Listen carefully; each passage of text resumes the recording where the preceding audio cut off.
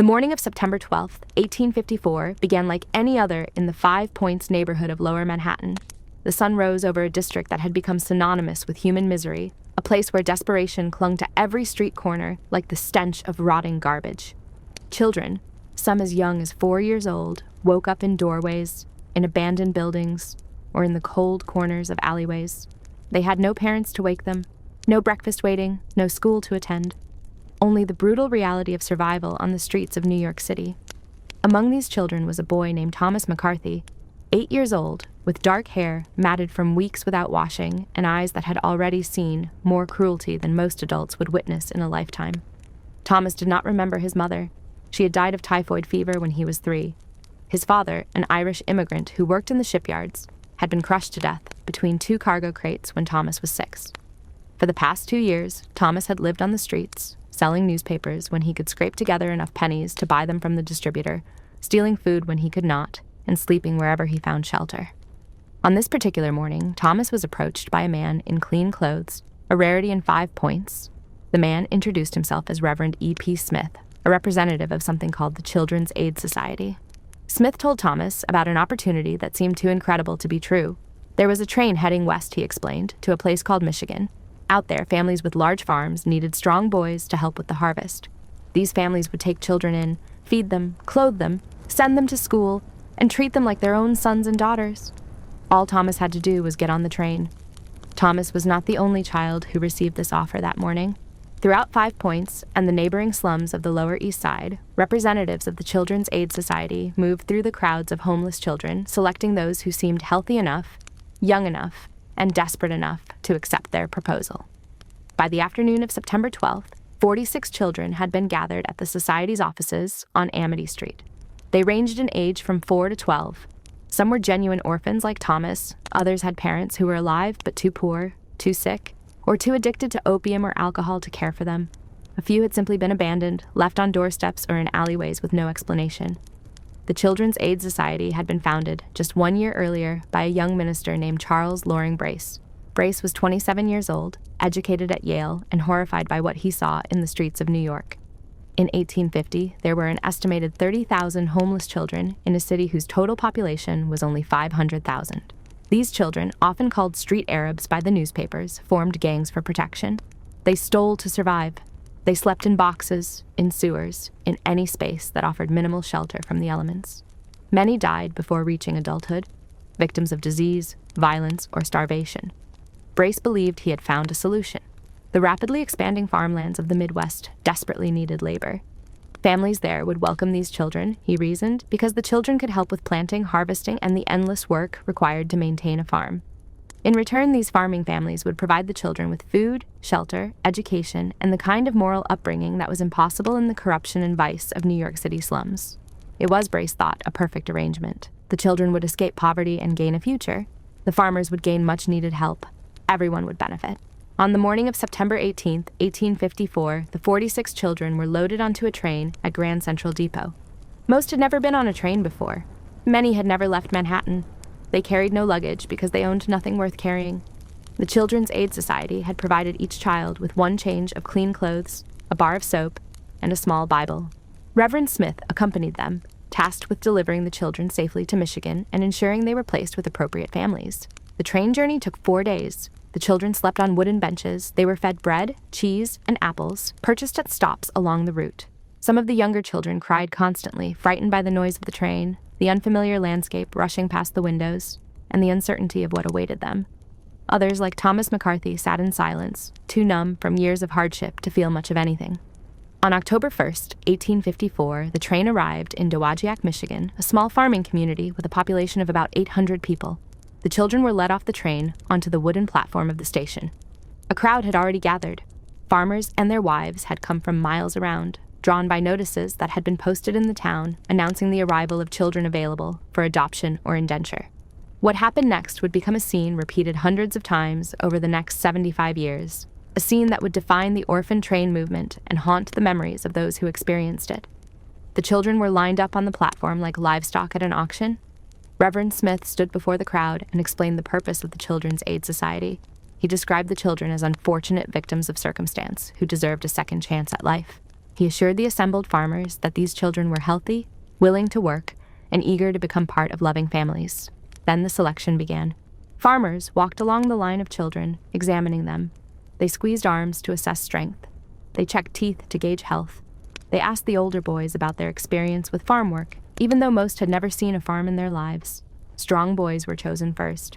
A farmer named Jacob Hendricks selected 2 brothers, ages 10 and 12, explaining that he needed help clearing a field of tree stumps. The boys had no idea if they would be worked fairly or exploited, but they had no choice. They went with Hendricks. Girls were examined differently. Farmers' wives looked for children who seemed docile and trainable. A girl named Margaret O'Brien, age 7, was chosen by a woman who said she needed help with cooking and cleaning. Margaret did not want to go. She clung to her older sister, begging not to be separated. But her sister was 9, old enough to be useful on a different farm, and a different family had already claimed her. The 2 girls were pulled apart, screaming for each other, and taken in opposite directions. They would never see each other again. By the end of the first day, 22 of the 46 children had been placed with families. Reverend Smith kept meticulous notes, recording the names of the children and the families who took them. But his record-keeping was far from perfect. Several families gave false names or incomplete addresses. Others simply walked away with a child without providing any information at all. Smith, overwhelmed and inexperienced, did not insist on proper documentation. His priority was finding homes for as many children as possible, not creating an accurate registry. The remaining 24 children were taken to a local church where they spent the night. The following day, another round of selections took place. By the evening of October 3rd, only 8 children remained unclaimed. These were the weakest, the sickest, or the least appealing to the farmers. Reverend Smith, unsure what to do with them, put them on a train to Iowa City, where a local minister had agreed to take them in temporarily. Thomas McCarthy was among the 22 children placed on that first day in Dowagiac. He was chosen by a farmer named Elijah Grant, who needed a boy to help with his livestock. Grant lived 12 miles outside of town on a property that consisted of a small cabin, a barn, and 80 acres of uncleared land. When Thomas arrived at the farm, he was shown to a corner of the barn where he would sleep on a pile of straw. Grant explained that Thomas would be expected to wake at 4 a.m. to milk the cows, feed the chickens, and clean the stables. In return, he would receive 2 meals a day and permission to sleep in the barn. There was no mention of school, no mention of treating Thomas like a son, no mention of adoption. Within weeks, it became clear to Thomas that he had not been rescued from the streets of New York. He had simply exchanged one form of exploitation for another. He worked from dawn until long after dark. When he moved too slowly or made a mistake, Grant beat him with a leather strap. The meals he was promised were often little more than stale bread and watery soup. He was not sent to school because Grant saw no value in educating a farm laborer. Thomas tried to run away twice during his first year in Michigan. Both times, he was caught and brought back. After the second attempt, Grant locked him in the barn at night to prevent further escapes. The Children's Aid Society considered the first orphan train a resounding success. In their official report, they noted that 46 children had been removed from the dangerous streets of New York and given opportunities for better lives in the wholesome environment of rural Michigan. They did not mention that 12 of those 46 children disappeared from all records within 2 years. No follow-up visits were conducted. No letters were exchanged. The society simply lost track of them. Whether they died, ran away, or were hidden by families who did not want outside interference, no one knows. The records, if they ever existed in complete form, were lost or destroyed. Thomas McCarthy survived. He endured 4 years of brutal labor on Elijah Grant's farm before Grant died of a heart attack. By then, Thomas was 12 years old, strong from years of hard work, and determined never to be at anyone's mercy again. He walked away from the farm and eventually made his way to Chicago, where he found work on the docks. He never spoke about his time in Michigan. He never tried to contact the Children's Aid Society. He simply disappeared into the anonymity of urban life, one of thousands of children whose stories were never recorded, whose fates were never documented, whose voices were silenced by a system that valued expediency over accountability. The success of that first orphan train convinced Charles Loring Brace that his idea was viable. Within months, more trains were organized. More children were gathered from the streets. More families in the Midwest were offered the opportunity to take in these desperate young souls. And so began a movement that would transport more than 200,000 children across America over the next 75 years, a movement that would be hailed as progressive social reform and condemned as institutionalized child trafficking, a movement whose legacy remains controversial to this day. By 1859, Charles Loring Brace had perfected his system. 5 years after that first experimental train to Michigan, the Children's Aid Society was now running multiple orphan trains every month. The organization had agents scouring the streets of New York, recruiting children from orphanages, from police stations where they had been arrested for petty theft, and directly from the slums. Brace had also refined his marketing strategy. He no longer called it relocation or placement. He called it adoption, though the legal reality was far more complicated. Most children were not adopted. They were indentured, bound by contracts that required them to work without pay until they turned 18 or 21, depending on the state. The process of selecting children for the trains had become ruthlessly efficient. Society agents looked for specific characteristics. They wanted children old enough to work, but young enough to be easily controlled. Boys between 8 and 14 were ideal. They had enough strength to perform farm labor, but had not yet developed the independence or rebellious streak that came with adolescence. Girls were preferred between ages 6 and 12. Younger than 6, and they were considered too much trouble, unable to help with household duties. Older than 12, and they were seen as potential moral risks, especially by farm wives who worried about their teenage sons. Children with physical disabilities were almost never selected. A boy with a limp, a girl with a lazy eye, anyone who showed signs of illness or weakness was passed over. The Children's Aid Society needed to maintain its reputation with the farming families. If they sent weak or sickly children, the farmers would stop accepting new arrivals. So the disabled children remained in New York, condemned to lives in overcrowded institutions or on the streets. The selection process in the western towns had also evolved into something far more disturbing than Brace had originally envisioned. What began as informal meetings where families could meet available children had transformed into public spectacles that resembled livestock auctions more than adoption proceedings. In 1862, an orphan train arrived in the town of Noblesville, Indiana, carrying 38 children. The local newspaper, the Noblesville Ledger, had run advertisements for 2 weeks prior to the train's arrival, announcing that children would be available for selection at the town opera house on Saturday afternoon at 2 o'clock. The ad described the children as healthy, well-behaved, and trained in various useful skills, though this last claim was entirely fabricated. Most of the children had no skills beyond basic survival tactics learned on the streets. When Saturday arrived, more than 200 people crowded into the opera house. The children were brought onto the stage, arranged in a line from tallest to shortest. A representative from the Children's Aid Society, a man named Andrew Elliott, stood before the audience and delivered a rehearsed speech about the noble mission of rescuing these unfortunate youngsters from lives of crime and degradation in the city. He emphasized that the children were not criminals, though many in the audience were not convinced of this. He assured the crowd that any family who took in a child would be doing God's work and would benefit from the child's labor and companionship. Then the selection began. Farmers were invited to come onto the stage to inspect the children more closely. What happened next was documented by a local school teacher named Sarah Whitman, who attended the event out of curiosity and was horrified by what she witnessed. In a letter to her sister in Boston, Whitman wrote that farmers examined the children as if they were examining horses for purchase. They felt the boys' arm muscles to gauge their strength. They looked at their teeth to assess their health. They asked the children to walk back and forth across the stage to check for any signs of lameness or physical weakness. One farmer, whom Whitman identified only as Mr. Ketchum, selected a boy named Daniel, who appeared to be about 11 years old. Ketchum did not ask Daniel his name or where he came from. He simply pointed at him and said, "I will take that one." Daniel was handed over immediately. No paperwork was completed, no questions were asked about how Ketchum intended to treat the boy or whether he planned to send him to school. The transaction took less than 3 minutes. Ketchum and Daniel left the opera house together, and according to Whitman, Daniel was crying. The girls faced a different kind of scrutiny.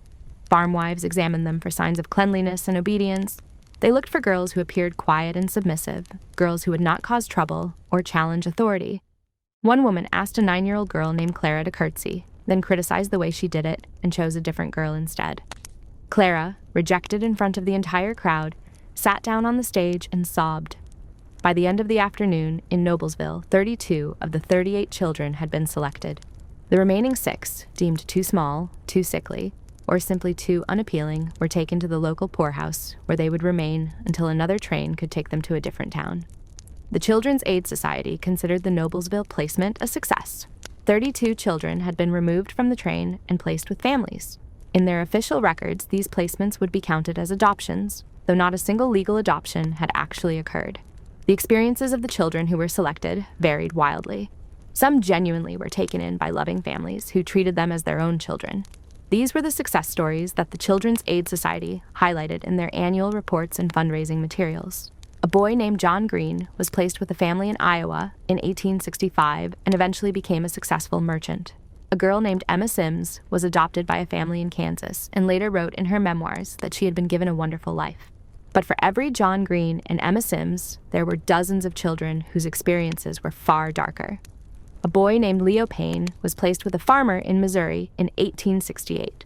The farmer, whose name was recorded only as Breckenridge, worked Leo 18 hours a day, 7 days a week.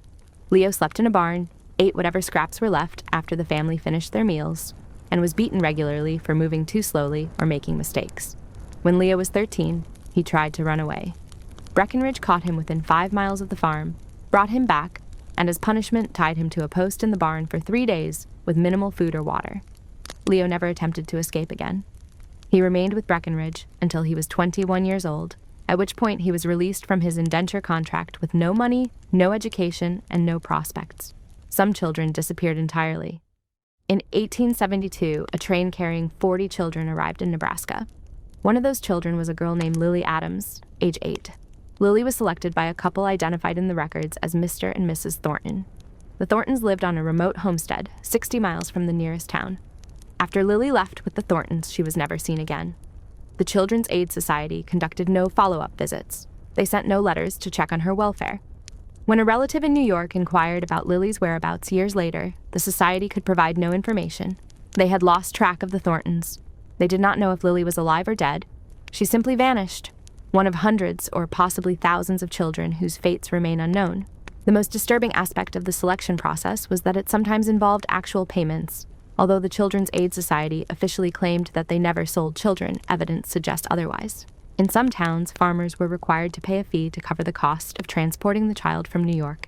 These fees ranged from $2 to $15, depending on the age and perceived usefulness of the child. In other cases, families paid agents directly, essentially purchasing children outright. A document from 1875, discovered in a Minnesota historical archive, shows a receipt for $7 paid by a farmer named Hosea Clark for a boy described as strong and suitable for field work. The receipt was signed by a Children's Aid Society agent. There were also disturbing reports of children being traded or resold after their initial placement. A boy named Samuel Tucker was placed with a family in Wisconsin in 1880. 6 months later, that family decided Samuel was not strong enough for their needs and traded him to a neighboring farmer in exchange for a plow horse. Samuel had no say in this transaction. He was property, not a person with rights.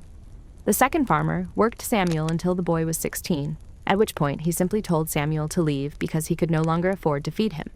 Samuel ended up homeless in Milwaukee, exactly the situation the orphan trains were supposed to prevent. The Children's Aid Society was aware of these problems. They received letters from concerned citizens, reports from local ministers, and even complaints from some of the children themselves. But Brace and his organization were caught in an impossible situation.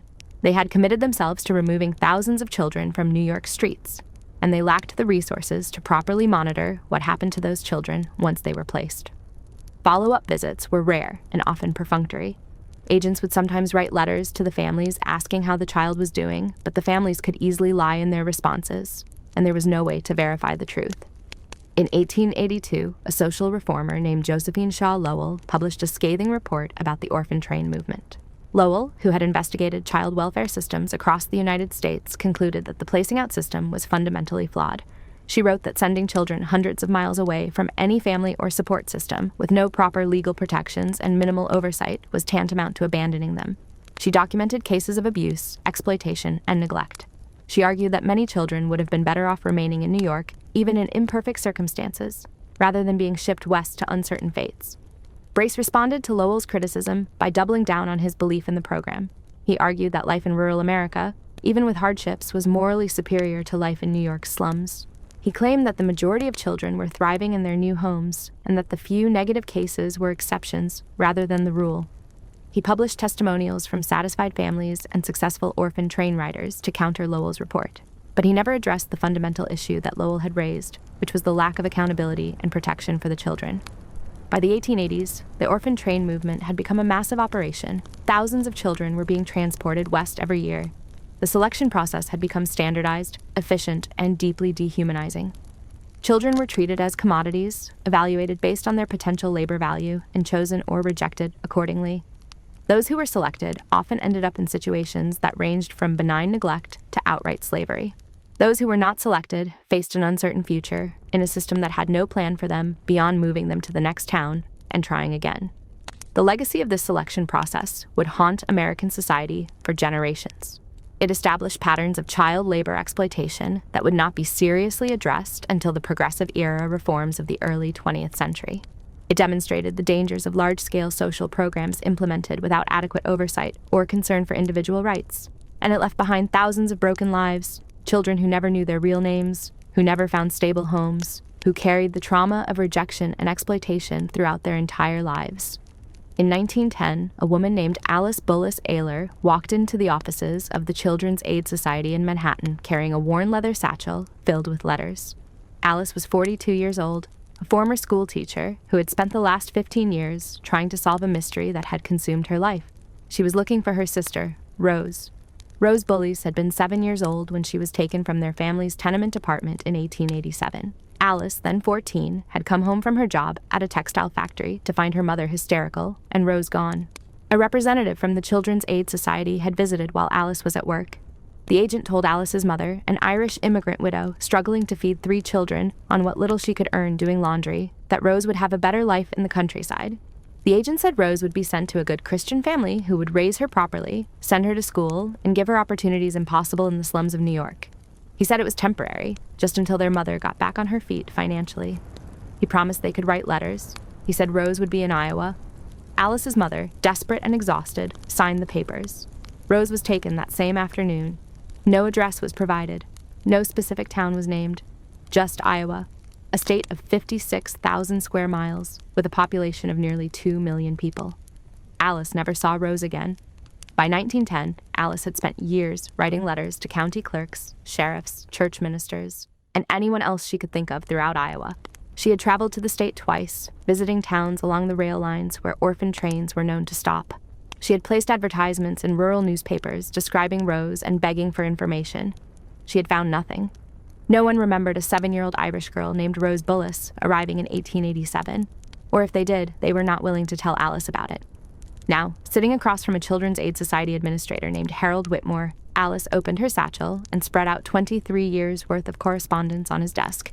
She asked for the Society's records of Rose's placement. She wanted to know which family had taken her sister. She wanted an address, a town name, anything that could help her resume her search. Whitmore listened politely.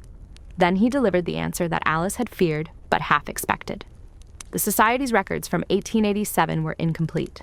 Many documents from that period had been lost in a fire that destroyed part of their archive in 1895. Other records had simply been misfiled or misplaced during office relocations. Whitmore could find no definitive record of a Rose Bullis being placed in Iowa or anywhere else. There was a notation in a ledger from September 1887 listing a girl named Rose, age 7, as having been transported west. But the entry included no last name and no destination information. It could have been Alice's sister, or it could have been one of dozens of other girls named Rose who passed through the Society's system that year. Alice asked if there was any way to search more thoroughly. Whitmore explained that even if they could locate the original placement record, there was no guarantee the information would be accurate. Sometimes families changed children's names after taking them in. Sometimes they moved to different states without informing the Society. Sometimes the local committees who handled placements kept poor records, or no records at all. Alice's sister, if she was still alive, could be anywhere in the country, living under a different name, with no memory of her birth family or no desire to reconnect with them. Alice left the office that day, knowing her search was over. She would never find Rose. Her sister had been swallowed by a system that prioritized efficiency over documentation, that valued moving children out of New York more than tracking where those children ended up or what happened to them afterward. Alice's story was not unique.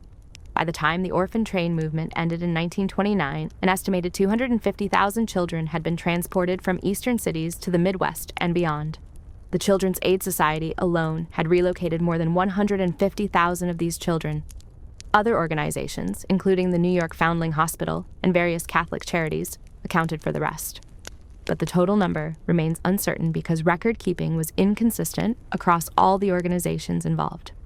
Some estimates place the actual number as high as 400,000 children, What is certain is that a massive percentage of these children's records are either incomplete, inaccurate, or entirely missing. Modern researchers and genealogists who have attempted to trace the histories of orphan train riders have consistently run into dead ends. The Children's Aid Society's archives, now housed at the New York Historical Society, contain thousands of documents, but they represent only a fraction of the children who passed through the program. Entire years are missing from some record series.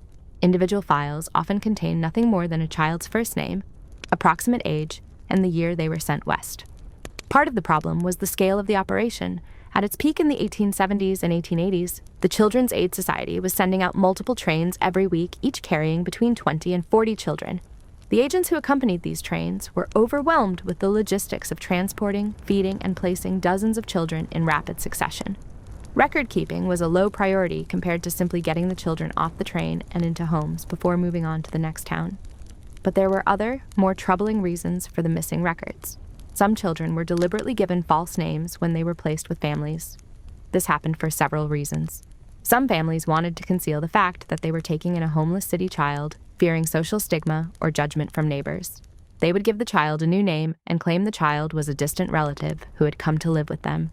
Other families changed children's names simply because they preferred a different name or wanted the child to fit better into their household. A boy named Giuseppe might become George. A girl named Bridget might become Beatrice.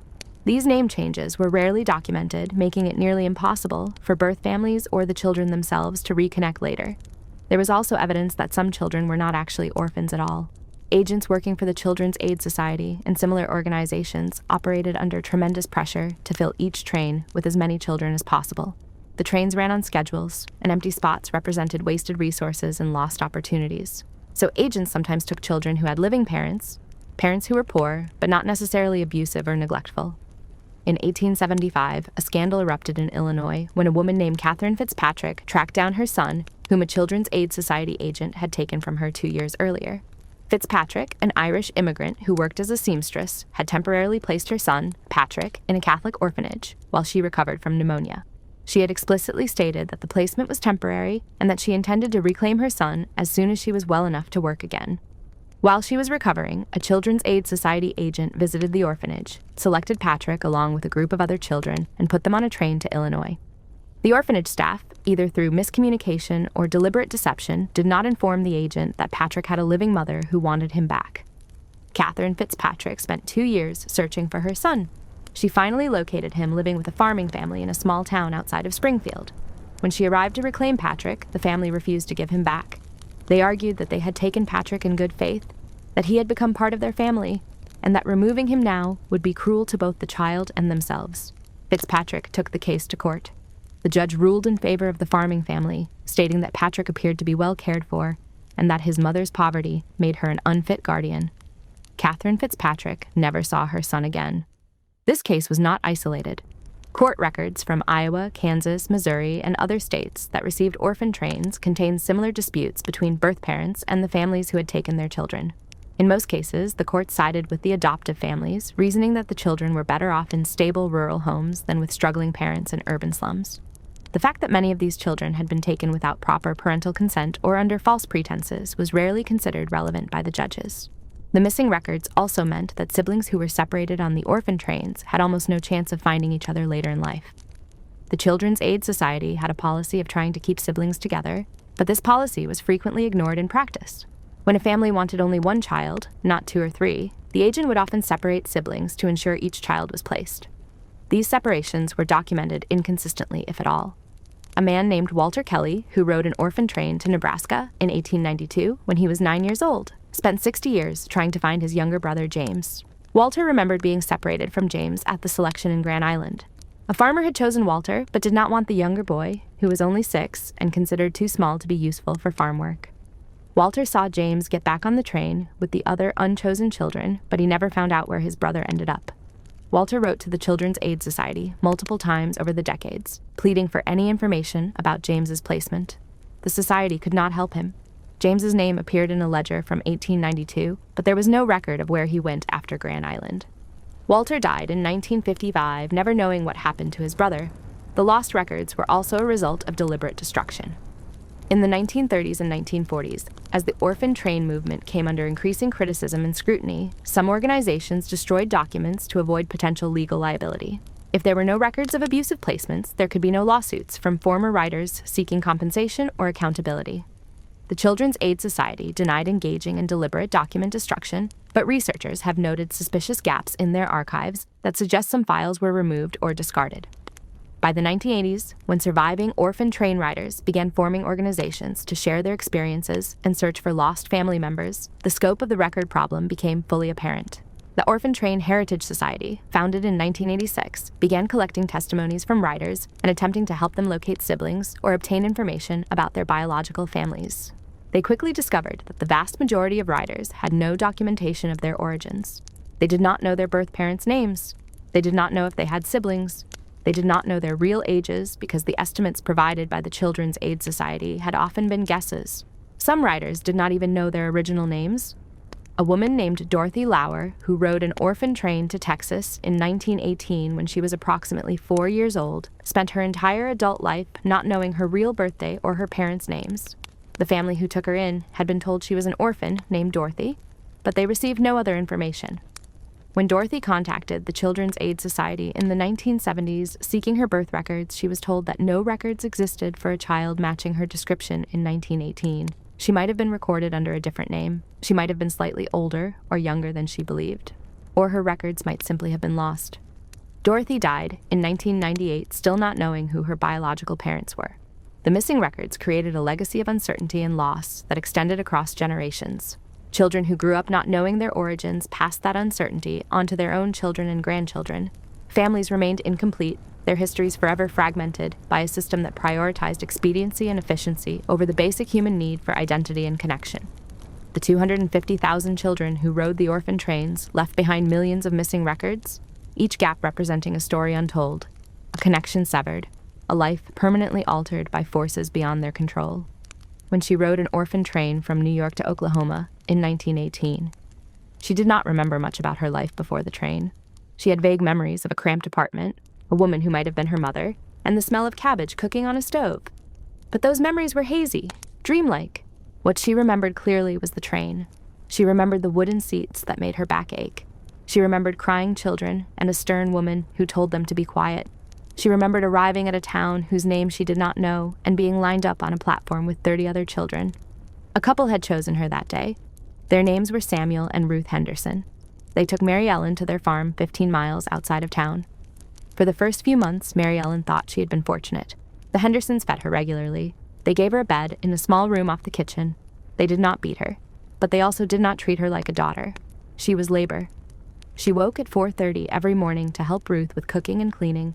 She worked until 9 or 10 at night, washing dishes, scrubbing floors, doing laundry. She was never sent to school. When she asked about school, Samuel told her she did not need education to do housework.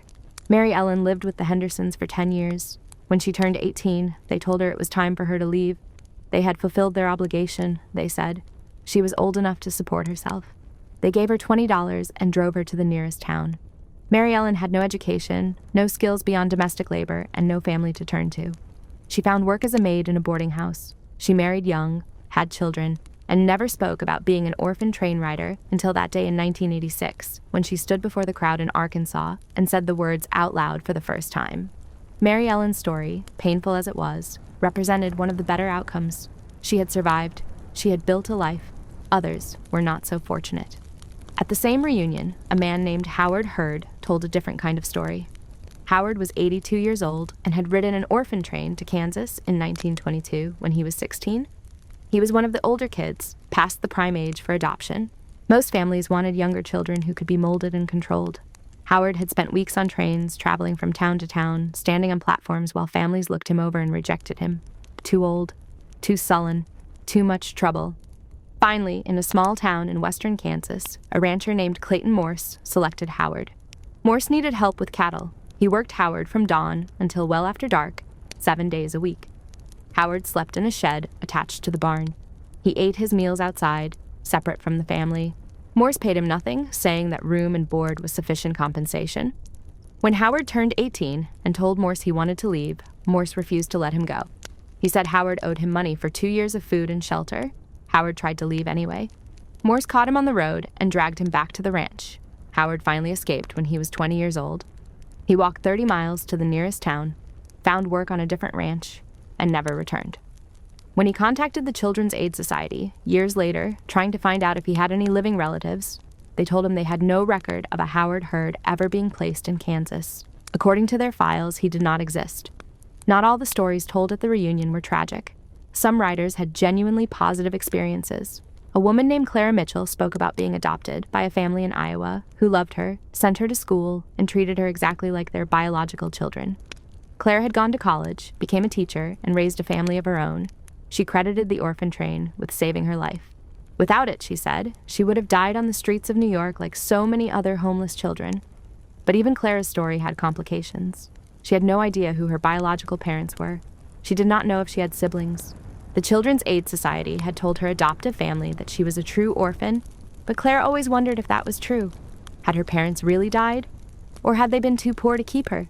She would never know. The 1986 reunion was the first time many orphan train riders had met others who shared their experience. For decades, they had kept their pasts hidden, ashamed of being homeless children, afraid of being judged. But now, in a hotel conference room in Arkansas, they spoke openly. They cried together. They shared photographs and documents. They realized they were part of something much larger than their individual stories. The reunion led to the formation of the Orphan Train Heritage Society, an organization dedicated to preserving the history of the orphan trains and helping riders find information about their origins. The society began collecting testimonies, conducting interviews, and searching through archives for any documentation that might help riders answer the questions that had haunted them their entire lives. What emerged from these testimonies was a picture of extraordinary diversity and outcomes. Some children had been placed with families who genuinely wanted to adopt them and provide them with loving homes. These families integrated the children fully into their households, gave them the family name, sent them to school, and left them inheritances when they died. For these children, the orphan train was indeed a rescue, but others had been placed with families who saw them primarily as sources of free labor. These children worked long hours for no pay, received minimal education, and were often treated more like servants than family members. They were fed adequately but not warmly. They were housed but not embraced. When they reached adulthood, they were released from their indenture contracts with nothing to show for years of labor except the clothes on their backs. The worst cases involved outright abuse. Multiple riders reported being beaten, starved, or sexually exploited by the families who took them in. A man named Robert Martinez testified that the farmer who adopted him in Nebraska beat him so severely on multiple occasions that he suffered permanent hearing loss in one ear. A woman named Ann Sullivan, who was placed with a family in Missouri in 1901, reported that she had been repeatedly sexually assaulted by her adoptive father starting when she was 10 years old. When she tried to tell a neighbor what was happening, the neighbor did not believe her. She endured the abuse until she was 16, at which point she ran away and became a prostitute in Kansas City because it was the only way she could survive. These testimonies revealed that the Children's Aid Society's claim that 87% of children placed on orphan trains had done well was, at best, a gross oversimplification and at worst, a deliberate misrepresentation. The Society's definition of doing well was extremely broad. It included any child who had not been arrested, had not died, and had not returned to New York. By this definition, a child who spent 10 years working as unpaid labor on a farm and was then released into the world with no education and no resources had done well, as long as they stayed out of jail. The Orphan Train Heritage Society also began investigating cases of children who had simply disappeared. As riders shared their stories, patterns emerged. Many mentioned siblings who had been separated from them during placements and never seen again. Others talked about children they had traveled with on the trains who were placed in remote areas and never heard from again. The society began compiling lists of missing riders, hoping to locate them or at least determine what had happened to them. They discovered that a significant number of orphan train riders had died young. Some died in accidents on farms, crushed by machinery or kicked by horses. Others died of diseases that might have been treatable if they had received proper medical care, but their adoptive families either could not afford doctors or did not consider the children worth the expense. A boy named Timothy O'Brien, placed with a family in South Dakota in 1897, died of appendicitis when he was 12 because the family waited 3 days before taking him to a doctor, by which point his appendix had ruptured and infection had set in. The society also uncovered evidence that some children had been moved multiple times after their initial placement.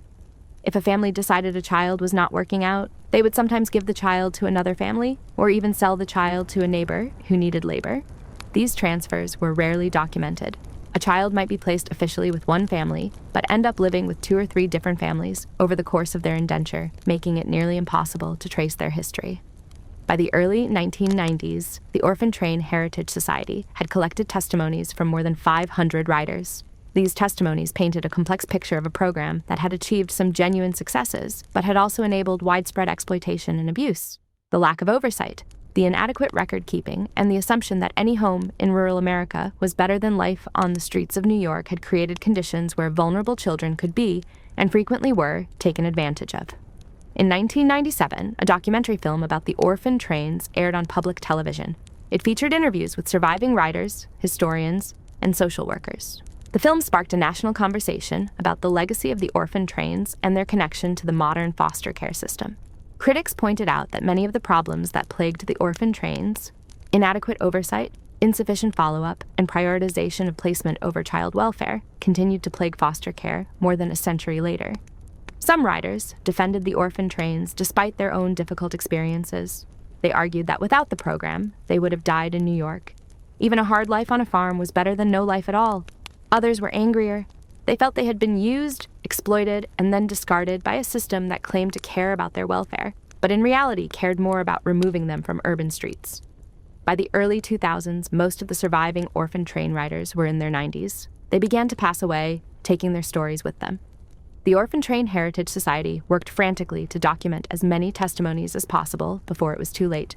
They collected photographs, letters, and artifacts. They scanned documents and created digital archives. They held annual reunions where the surviving riders could gather one last time to share their memories and honor those who had already died.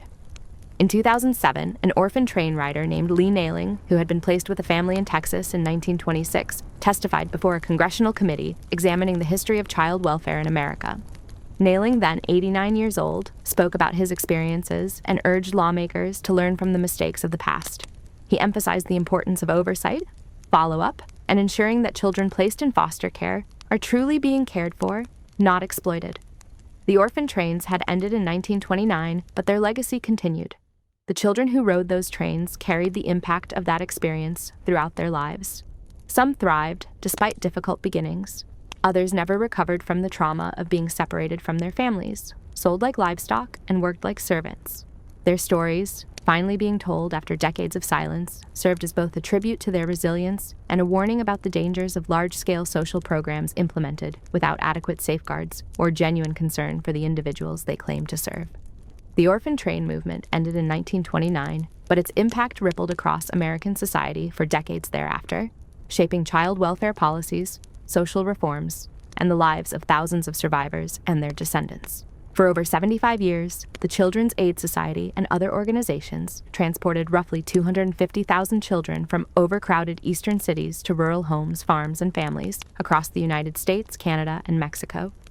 At face value, the program was a pioneering social experiment, an attempt to rescue vulnerable children from the direst urban poverty and offer them a new beginning in wholesome rural environments. Yet this program came with a tangled legacy. While many children found nurturing families and new opportunities, countless others faced exploitation, neglect, and permanent trauma. The records of these children, crucial to understanding their fates, were often lost, incomplete, or deliberately obscured. This left indelible scars that haunted generations. By the 1930s, public attitudes toward child welfare had shifted dramatically. Social reformers criticized the indenture system disguised as adoption, spotlighting its lack of legal protections and oversight. Investigative reports detailed abuses, unauthorized placements, and the commodification of children as laborers.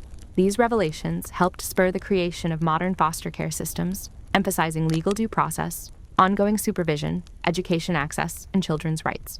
A dramatic evolution from the orphan train era's laissez-faire approach. Surviving orphan train riders formed networks and nonprofits devoted to preserving their stories, reconnecting families, and advocating for systemic improvements. Their testimonies, a body of oral history, paint pictures of resilience amid hardship. Figures like Mary Ellen Johnson, who revealed decades of silence about her mistreatment, and Clara Mitchell, who found loving homes, illuminate the spectrum of outcomes. Legal reforms followed, enacting standards for placement, prohibiting exploitative labor, and safeguarding children's welfare. Adoption laws evolved with clearer definitions, ensuring adoptive parents met criteria and that biological connections were acknowledged when possible. Concurrently, the rise of genealogy services and DNA testing in the late 20th and early 21st centuries empowered descendants of orphan train riders to uncover lost family histories and reunite with distant relatives, transforming the trauma of anonymity into stories of rediscovered identity. The Orphan Train Movement serves as a cautionary tale for modern social policy. It underscores the critical need for transparency, accountability, and respect for children's individuality in any welfare program. It reminds us that social good must balance intentions with rigorous safeguards. Moreover, the program's history resonates with contemporary challenges. Refugee crises, child migrations, family separations, and cross-border child welfare all reflect the same complexities faced over a century ago. On a profound human level, the orphan trains challenge us to consider what makes a family, whether blood ties, love, security, or acceptance, and how societies support their most vulnerable members through upheaval and change. The story concludes not with closure, but an ongoing legacy, a mixture of hope and heartache, progress and pain, and a call for vigilance to protect children's rights in every era. The orphan trains no longer run, but their echoes persist in the lives shaped by this remarkable yet flawed chapter of American history.